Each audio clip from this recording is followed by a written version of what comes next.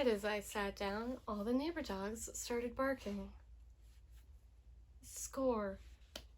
Hello, my name is Hannah. Thank you for being here. If you have noticed my absence, I have been dealing with an absolutely gnarly head cold the last week and a half. It's kind of just starting to go away.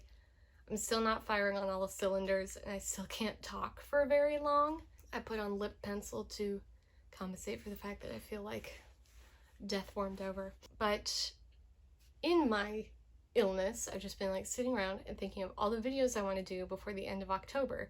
We are now quickly approaching the halfway point of the month, and I haven't made a single one. So I'm going to start with my September wrap up, because that is overdue. It's kind of just starting to feel gray and a little cooler here in the Midwest. So it's finally starting to feel autumnal. So I put a little guy up here in the spirit of the season, even though it's supposed to be sunny and 75 degrees tomorrow, which is awesome. I read 7 books in September, which is pretty decent. I think I'm only going to talk about 3 right now. So without further ado, let's get to the books.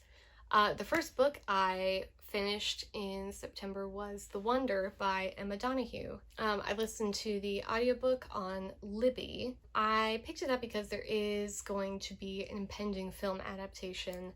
I believe it's going to be on Netflix. It's going to star our Queen, Florence Pugh.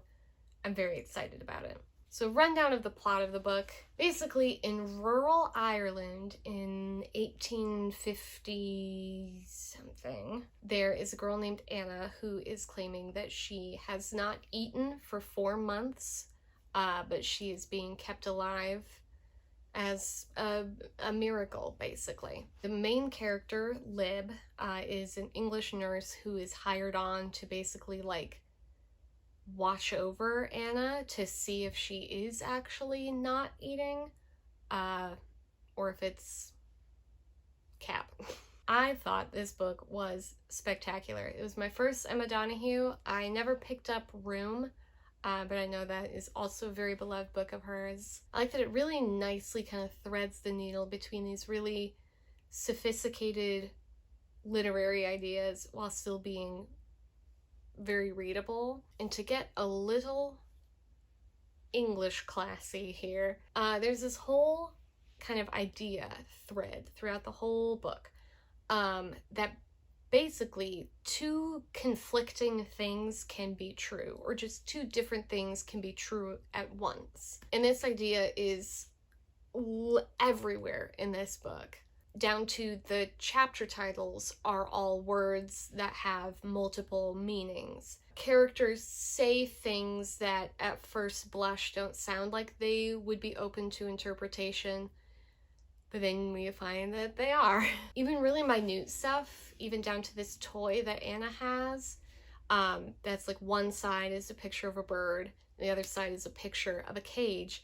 So when you flip it, it looks like the bird is in the cage. So simultaneously, the bird is both in and not in the cage on the toy. Or there's this bit about nicknames and how one name can have many nicknames, including Lib's. So it kind of just drives home what Lib discovers or believes throughout this book. We know it's impossible that this girl has not eaten in 4 months. It's impossible.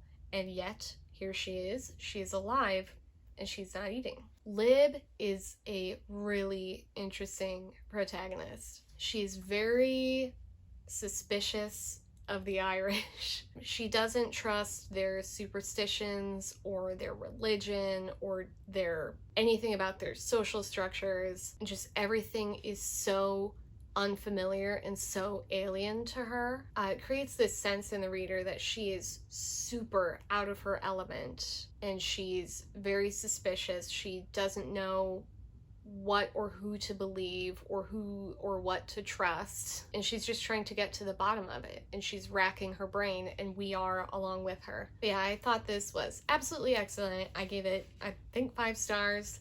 and I am super excited for the movie. And it's largely Irish actors playing Irish characters, which is shockingly less common than you would think. So yeah, The Wonder, excellent. The next book I read was My Policeman by Bethan Roberts. I read it physically. This is the UK edition. Okay, a brief story about this. I had to special order this from, I think, Book Depository months ago. And it, Book Depository took weeks to get here because I couldn't find it in the US anywhere. So I was like, well, I'll just buy the UK edition, since apparently the US edition just doesn't exist, I guess. And then while I was reading this, I stopped in at my local Barnes & Noble, and I saw a stack of about 15 of them on a table. I was like, great.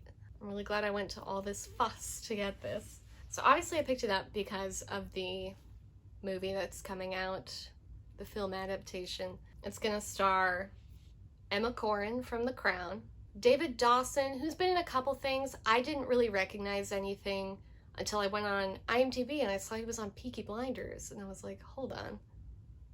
I watched Peaky Blinders like 6 times. And he played Billy Kimber's accountant on Peaky Blinders. So that's the main thing I know David Dawson from. And of course, Harry Styles. Of course, I actually saw Harry Styles in concert this month. I literally got on an airplane to go to a concert I bought tickets to 2.5 years ago now. Obviously, that's a pretty impressive cast. So the 3 main characters are Marion, Tom, and Patrick. Marion is a school teacher who is dating Tom, who is a policeman. Tom also becomes involved with Patrick, who is a curator at the local museum. So the story is just kind of about the 3 of them in this interplay and interweaving of their lives. I generally found this to be really good. I really liked the characters and their individual dynamics, and then the 3 of them together are all super interesting. It kind of reminded me, it's been a couple years since I read it, but it kind of reminded me of Tin Man by Sarah Winman, but the angle of the love triangle is a little different there. And I also really liked the changing points of view. So we are partially reading what is a letter/memoir that Marion is writing in second person to Patrick 40 years down the line, versus we are also reading Patrick's journals from the time period in the 50s where basically everything's happening. I will say it did have a bit of a slow start. It kind of feels like the first third of the novel or so is just kind of Marion being completely blissfully unaware of anything that is going on, which is fine, but it's just kind of like that. A solid chunk of the book at the beginning feels like it's just kind of like a slice of life story for Marion. But then we start to get Patrick's point of view, and then we go back to Marion, and it starts to move a little more. So yes, I'm obviously very curious about the movie. I like the casting decision. In the book, I don't think they give exactly the age difference, but they talk about how Patrick is notably older than Tom, and I think David Dawson and Harry Styles are a little closer together in age. But yeah, I really enjoyed this. I'm very curious about this movie. I don't think it has a release date yet, presumably sometime in 2022, but we'll see. I'll be there. Opening night, AMC, I'll be there. Okay. Oh god, this one's gonna be hard to talk about. All right.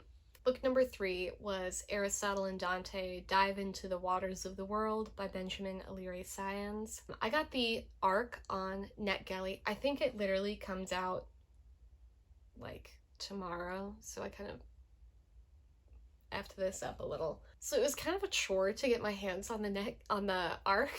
I've had absolutely no luck with Edelweiss. I made an Edelweiss account. I have been approved for nothing. But I did end up getting it on NetGalley. So This is obviously the sequel to Aristotle and Dante Discover the Secrets of the Universe, which I cannot find anywhere. Oh my god, it's right here.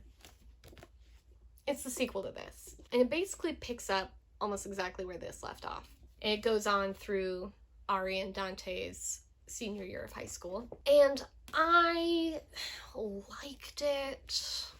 Oh, that hurts to say, because this was one of my most anticipated books of the year. But having reread this last month, and I was so surprised to find how much of the shine of this had kind of worn off for me. Part of that, I know it's set in the 80s, but it's like a contemporary, and a lot of YA contemporary just isn't for me anymore, seeing as I'm no longer a YA. I'm just an A. But there are some I still like, and I still had very high hopes for this. I just didn't really like it. And a huge part of that is the writing was often very irritating.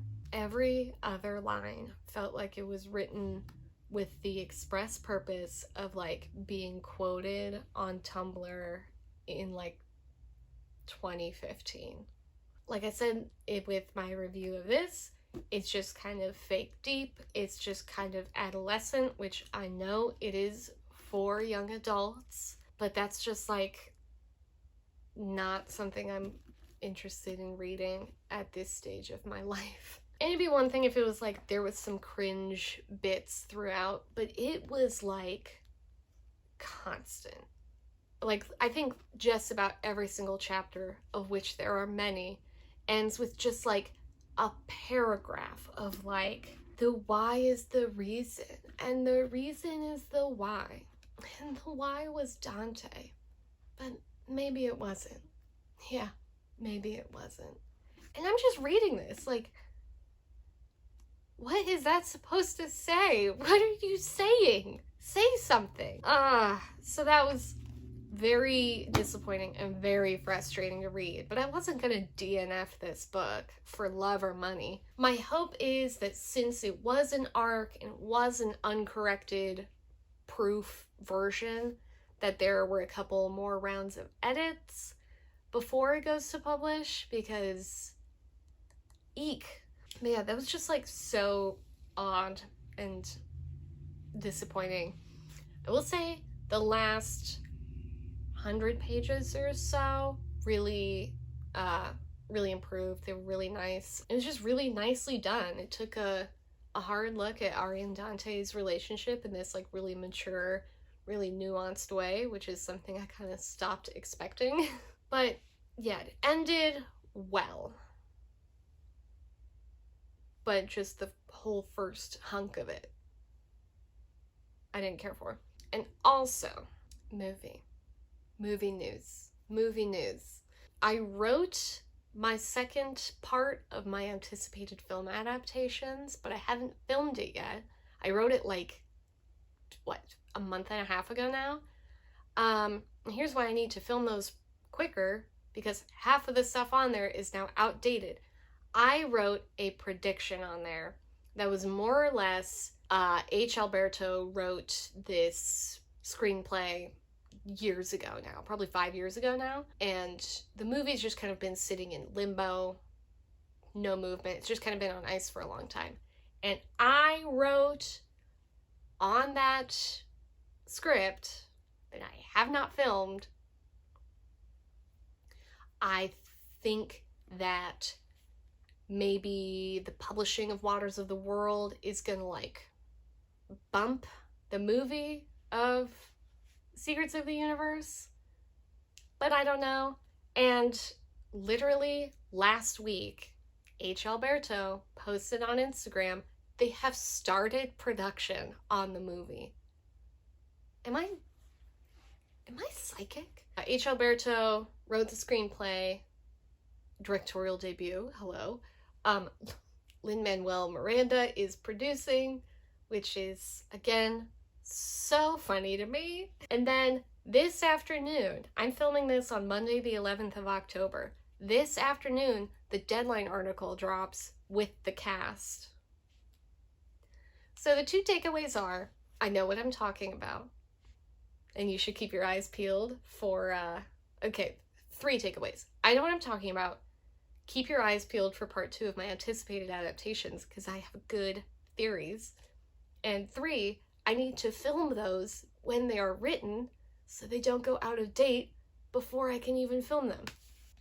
Duh. Okay, but who knows? The movie might be wonderful. I don't know. I haven't even had time to read the Deadline article. I just saw Eva Longoria, who is playing, I assume, someone's mom. So I am going to cut this off here because I can't speak anymore. I want to be back sooner rather than later. I just want to quick put together this little 3-book wrap up and get that out there, so I can get trucking on the 5 other videos I want to make by the end of the month. October is probably going to be a very light reading month for me because I am participating for the 3rd consecutive year in the Horror Hound October screening challenge, where I watched 31 movies in 31 days. So that's 2 to 3 hours of every single day that is off the table. Do I have anything else to say? I don't think so. Thank you for watching, and I will see you in the next one. Bye!